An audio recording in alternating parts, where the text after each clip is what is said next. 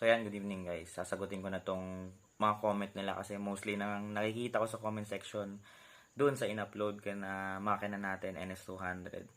Gawa daw po ni Gianworks or Gian Peace. So aware po ako sa kanya and hindi po siya yung may gawa. Anyway, saludo po ako sa mekaniko na to kasi